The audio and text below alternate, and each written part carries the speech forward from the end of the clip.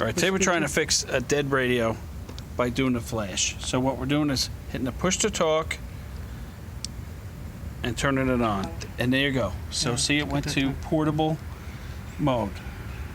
The portable version detected it. So if you hit start,